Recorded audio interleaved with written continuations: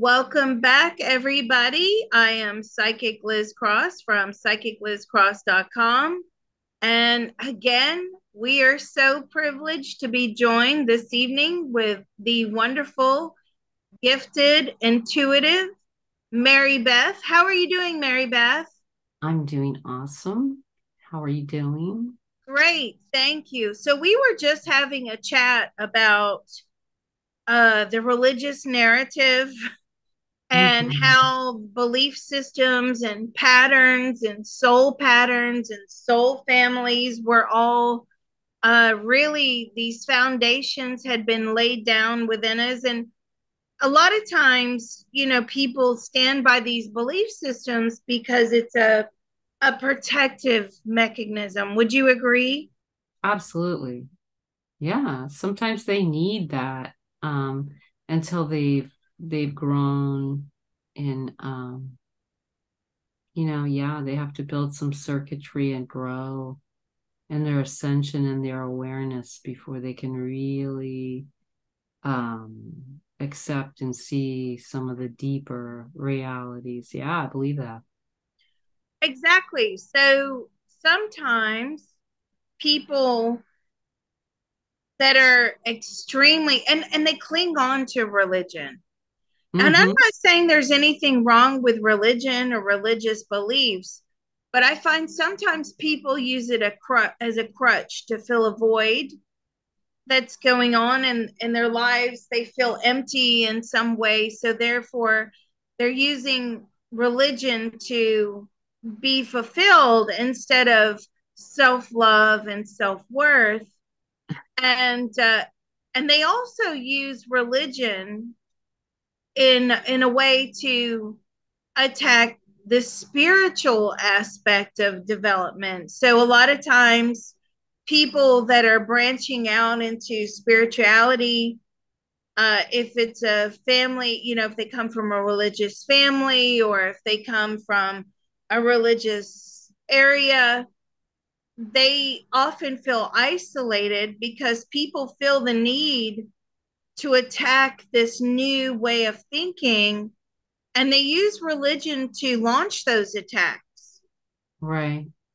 Well, my mom was very, very religious, by the way. She loved her Bible. She loved going to church when she was younger. And so I was the fifth of six kids. So by the time I was five, she said, I'm done. I'm done going to church. All those people who go to church need to go to church. The problem with those people is that they all think they can go to church and then act however they're going to act the rest of the time. And if they go to church, they'll be okay. And it's just not okay. It's not okay. Oh, It's not okay. And that is what a lot of us do. We think if we just follow this little certain rule and these certain rules that we can be not be condemned. Not that we would be condemned, but or judged because we're good because we go to church. But it's going to take a little bit more than going to church. You're going to have to, what came up this week? what? This is, it's interesting. You know how I always ask for an ascended master or a being or a guide in emotion code sessions. So Mother Mary comes, and she used to come way back in some QHHT sessions of mine. And she always talks about, now I don't hear her voice. I just get like downloads of information. I would tell you that's how it always is for me with ascended beings. I don't actually hear a voice talking to me. I just like suddenly they just drop some knowledge on me. Okay. And I could see them. I could see certain aspects of them. And she always see her with this very thin white veil. It's interesting. When I see this thin white veil, I know it's her. And so she comes and she tells us that our hearts need to be immaculate. Well, so what does that mean? Immaculate heart. She said, you have to have an immaculate heart. Your heart needs to be clear. You can't hold emotions in it. You need to be clear of any grief. You need to be clear of any disappointments in life in your heart, because you need to be able to allow space for love.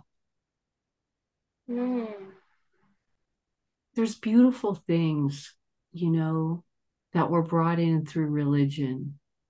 And so I don't like to completely diss it, but the problem with everything and anything, religion, I don't care what it is, everything that comes into this world is built through polarity. There's always going to be a good side and a bad side to it. And there's always going to be people who are on one side of it or the other side of it. It's the way, it's the way this reality at this level, this dimension, it's the way it works, So there's good in religion. There's good in education. There's good in everything. Oh, so another one of the sessions, Yeshua comes.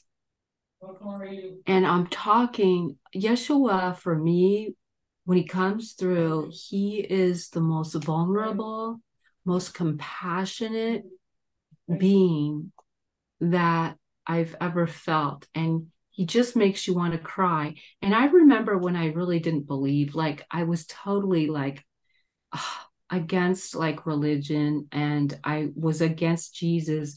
And I realized one day when I felt his presence, and I felt so bad that I had rejected Jesus because I rejected the way the church and so many people had portrayed him.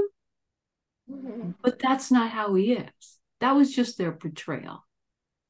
And I got over it. But you know what he said in this session? It was so beautiful, because we were talking about how vulnerable and how loving he is. And he said he even loves hate. He said he loves hate so much because it's such a great transformer. It's a great transformer if you can get out of the trap. Yeah. Well, but a lot of times people can't get out of the trap. So how do people get out of these traps of anger, grief, hatred?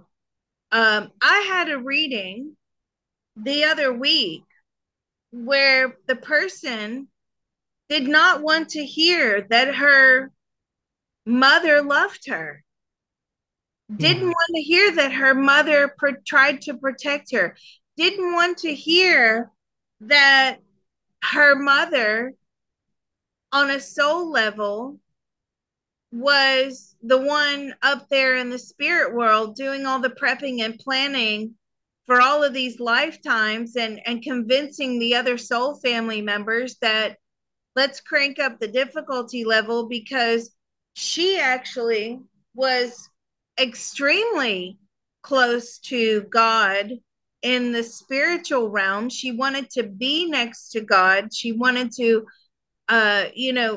achieve that ascension status of these higher realms. And so I know what we're going to do. We're going to crank this up. And the person did not want to hear, because they were too trapped on these earth plane, or in these earth plane emotions of what took place. And I understand that too. I understand some people have extremely difficult times here on the earth plane with their soul family. I get that. Oh, yeah. In fact, they get trapped in these emotions. So yes, these emotions are fantastic if you can transcend, but a lot of times people can't transcend. Mary Beth, they get stuck in these emotions. Yeah, they get stuck and they habituate them and they lean on them. And you're really, you pointed out something really important here that I find time and time again when I do like a past life regression with someone. You know how many times it is people go around looking for they want to attract they what they call like a soulmate or Oh, a yeah. twin soul. And I'm like, are you sure? Do you know what you're actually asking for?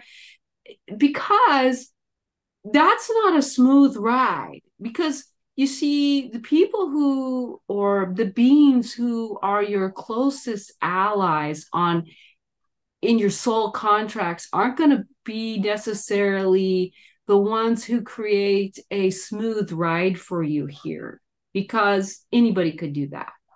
The Mhm. people who come into your life and go to such a level where they have to be the shadow, they have to be the dark, the villain, the perpetrator, they get lost in that, and they're allowing you to experience that. And you made this contract in order for you to be able to transform your emotions and feel forgiveness. Mm-hmm.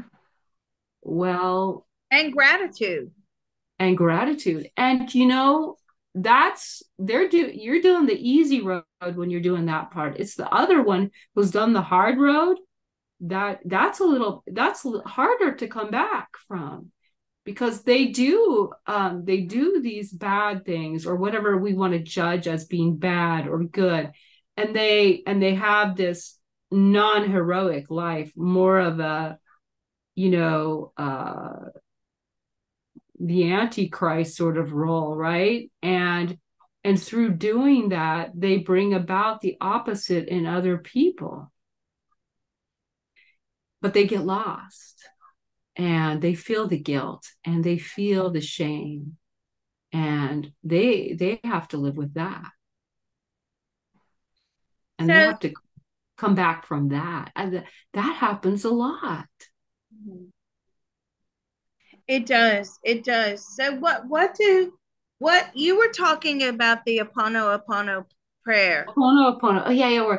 We were talking about Ho'oponopono. Ho'oponopono is such a beautiful prayer, and it comes from the Hawaiian Huna tradition. It was, and I'm sorry, I can't remember her name. It was a female Huna who really dedicated herself to this and created it more of a tradition. And the original Huna prayer is very long, and it's something to the order of, if anyone of my descendants, ancestors, or ascendants has ever done anything to hurt or harm any of your family, ancestor, friends, loved ones, ascendants, or descendants. May we come together now and release and forgive one another and let go of this story. It's this long thing, okay? So really, it's about letting go of a story and releasing contracts that may have been going on and on for lives and lives and lives. Because you kill me in this lifetime, I'm going to kill you in the next lifetime, and then the next lifetime, then you're going to kill me, and then I'm going to kill you, and we just keep going back and forth, right? And so sometimes it's just a matter of letting all that go, just letting it go. And so that's what Ho'oponopono is for.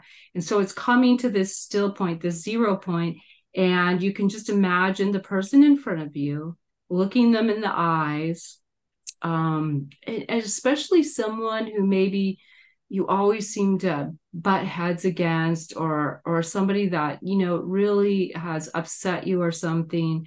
If you can just look them in the eyes in your imagination and just say the words to them, and they've broken, I'm pretty sure it was Joe Vitale who broke it down to the 4 words, but it's just Please forgive me. Thank you. I'm sorry. I love you. And you can say them in whatever order you want. It doesn't matter. It's about, and it's not even about forgiving that person and whatever they've done to you. It's more about forgiving, asking forgiveness from your creator for being a part of that story and allowing that story to just be healed and resolved. And so I remember when I did this. So I used to, there's this park really close to me, and it's maybe if I run all the way around it, it's a quarter of a mile. So every morning, first thing in the morning, when nobody was there, I'd go and run it. And before I knew it, I'd be done, because every day what I started doing was everyone I'd ever met or everyone I ever knew, I started doing Ho'oponopono with them in my head. Every single person in my run, I would just go through my entire life and think of everyone and do Ho'oponopono with them. And the most amazing things happened, Liz. People were contacting me on Facebook that I hadn't heard of in 30 years. And, Wow. and I attribute that to, me either holding some resentment or holding some guilt or something that was allowing them to be connected to my energy and get energy from me. And when I let go of that, I think they felt it and they wanted to reach out for that energy again, right? Hmm. So And would sometimes, you recommend like making a list of people, whether they were, whatever, they could be very significant or, just a blip in your lifetime, and you say you envision them in your head. yeah, just envision them, looking them right in their eyes. Just look at them in the eyes. Hold their hands if you want to. Don't, it doesn't matter. Just look them in the eyes. See their face in front of you and just say the words, please forgive me. I'm sorry. Thank you. I love you. And if you can manage it, imagine them saying that back to you. And when you do this, imagine letting go of their hands and seeing them walk away. So you can do this with everyone you know. And this doesn't mean that you're not going to have a relationship with them anymore. It means that you're no longer going to be trapped in that cycle of repetition of harnessing energy from one another and harvesting Oh, energy from one another. Do you gotcha. understand? So there's this wonderful story, and I might not get it completely right. So Joe Vitale became aware of it, and he makes a big thing of this Ho'oponopono now. But even before him, it was there. But there's this man, Dr. Lou, and he's still alive. Dr. Lou was, I think, a psychiatrist, and he lived in Hawaii. And he became the head of this certain psychiatric hospital. And he sat in his office with all the files of all the patients in the whole hospital. And some of those patients had been there for years. Schizophrenics, all different issues, right? And he sat there and prayed and did the full Ho'oponopono prayer over every file. And every single one of those people walked out of that hospital. And that's real and true. That really happened. Hmm. So how many times would they need to say it? I think say it and do it as often as, you know what? I do it anytime, like when I find myself, oh, here, I'll give you it just happened not too long ago. So my neighbor, she's incredibly, what's the word? She's incredibly territorial about her property. And our properties there's no, like in the front, there's no fence. There's just bushes. And some bushes are on my side and some bushes are on her side, right? And she has a beautiful garden, mind you. She has a gorgeous garden.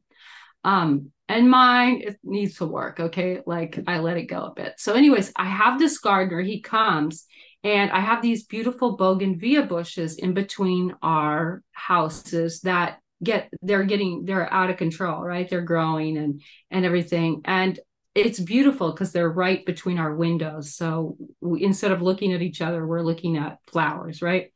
And my gardener and my husband are outside cutting the bushes and things like that. And the gardener puts his ladder on her property, which is just dirt right there, mind you. It's where she has like the all the meters and stuff, right? It's just dirt. And she comes out and she's so mad. You have to ask me if you ever want to go on my property. And I got so mad. I was so upset. And I go out there and I told my husband and the gardener loud enough for her to, I said, don't do anything to help her. Leave, get off of her property. Don't touch her property. Don't pick up a leaf or a branch or anything. Don't try to cut the branches from her side. Don't help her in any way. She doesn't want you to. I just said that to her and to them. And I was so mad about it all day because it was so crazy, right? Because here they are. I mean, he's working so hard and fast to get everything like off her property, to cut it really nice on her side too. So he doesn't have to do that, you know? And anyway, I was mad about it. And so that night I said, Mary Beth, you can't be mad about this. You gotta let it go. And so I thought, oh, I'm gonna do the Ho'oponopono with her. So I did.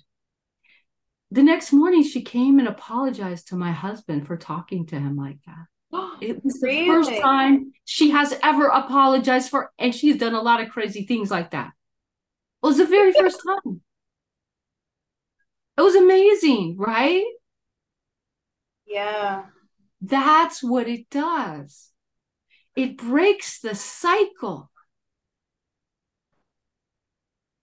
It's amazing. Is it an everlasting cycle, or is it, I mean, does it break? Is that a forever permanent break? I don't think it is. I think that it's a, you know, you're chipping away at it like any healing modality.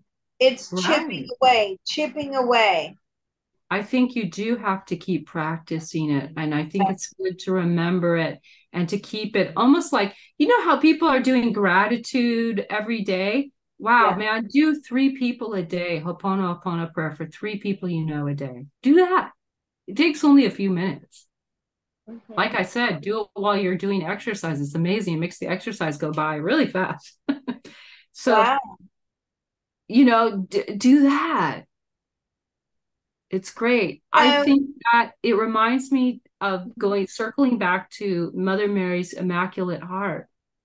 I think it helps to cleanse our heart when we do this.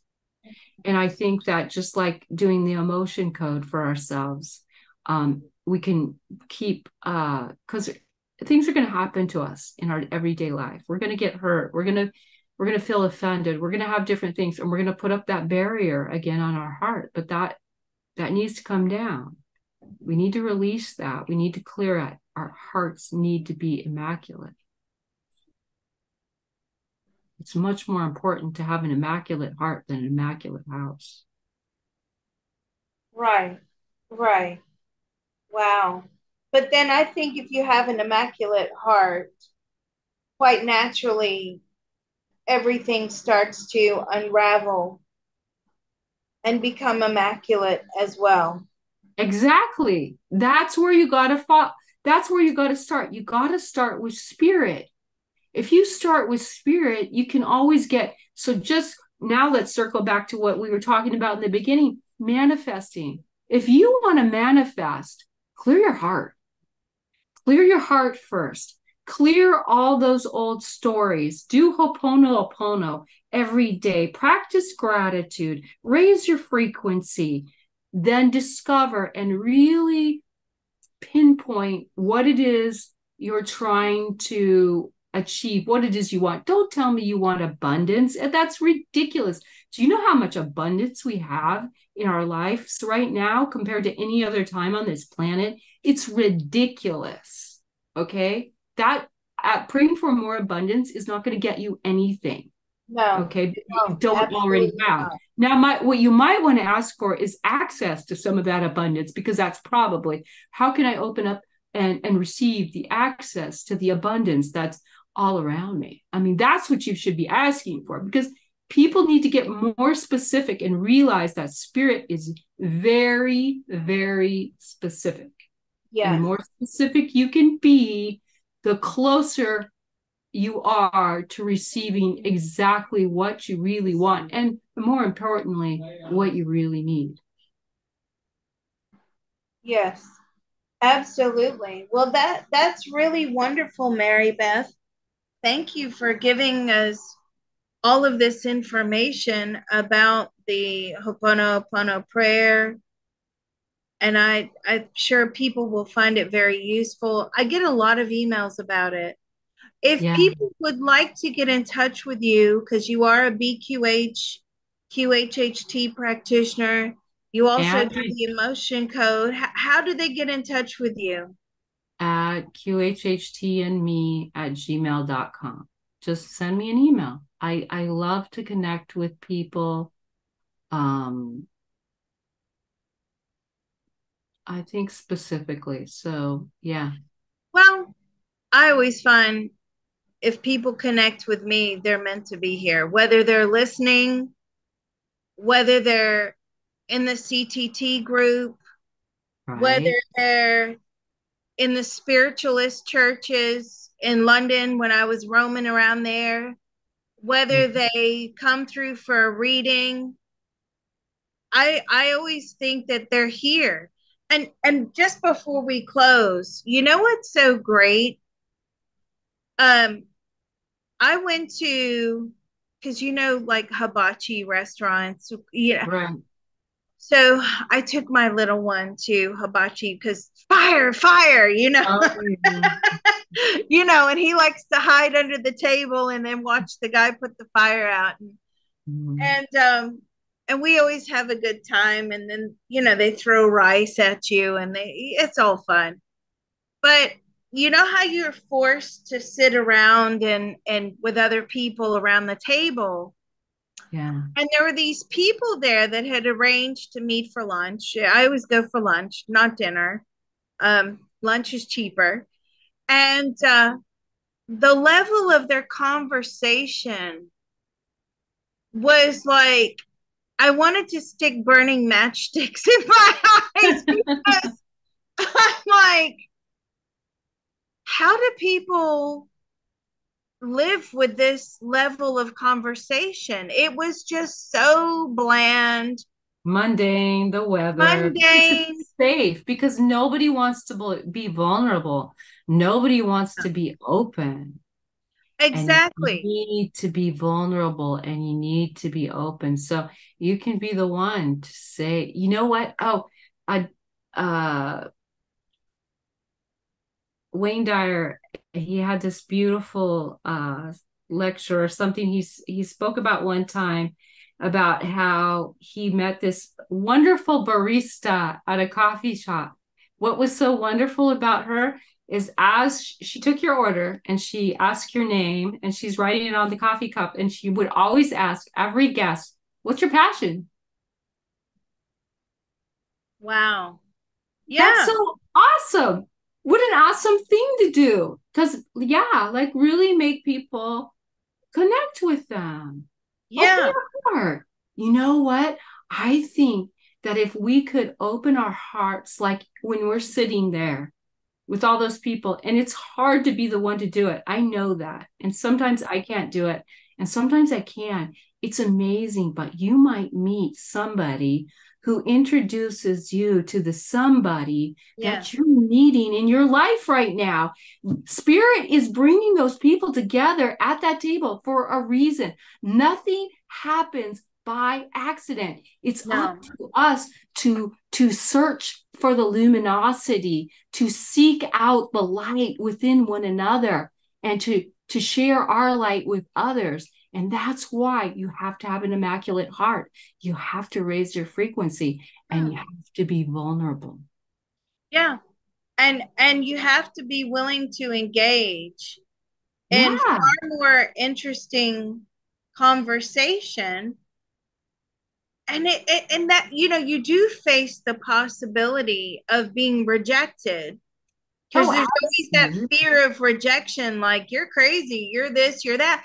But I can honestly say that the audience out there, the people in the group, the people that come to the CTT, the people that are listening to you and me tonight, their knowledge and soul wisdom runs so much more deeply than these people at the hibachi table. Well, right, because they're working on themselves. They're raising their frequency. They're doing the work. They've already started. Some of these people, they're not ready. Maybe they could be ready if we could just, ignite them, light the fire, just like you said. Yeah. Ignite them a little bit. I read something so great and I started memorizing it on Pinterest or something like 101 questions to ask your grandkids. And I love these questions because when you're sitting in a situation like that, you can just ask these questions.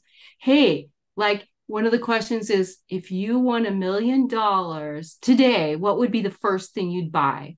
The next question is like, if it could rain any kind of food, what would you love it to rain? If there was one thing you could do to um, say or do to help everyone in the world, what would you do? Do you know what one lady told me at the elder home? She said, I'd smile. Oh, wow. Yeah, you get wonderful answers. Yeah, you And do. it makes people, these were wonderful questions because, it makes people stop and start thinking with their heart instead of their head and come back into that part of themselves that we were all, when we were 3, 5 years old, we were all like that. We Mm-hmm. would ask anyone everything. And we were never afraid of being vulnerable and open. No, no, Yeah. you're right. You're right. Well, thank you so much, Mary Thank Beth. you. Well, you're welcome. I just enjoy that we can get together and we can talk about these things and enlighten people. Again, if you guys want to contact Mary Beth, it's QHHT and me at gmail.com. If you want to get in touch with me, Psychic Liz Cross, it's psychiclizcross.com. For those of you that are trying to book appointments, my calendar will not open. My regular reading calendar will not open until spring 2024. Yes, I'm sold out. So, but don't forget, there's the VIP options and there's also the paper options there. Those are still open. I get a lot of emails. Liz, I can't get in the calendar. Liz, put me on the waiting list. Just so you all know, right now there's about 1,000 people on that waiting list. So don't just sit on that waiting list waiting for your name to be called out or to get that opportunity. Don't forget, you always have the options of paper or the VIP. Grab some girlfriends, make it a night out. We can do a group. Why not? Okay, well, Mary Beth, thank you so much. If I asked my 3-year-old, what would he like it to rain, or I'm sure he would say monster trucks. Thank you so much. This is great. Thank you. Thank you, Liz. You're welcome.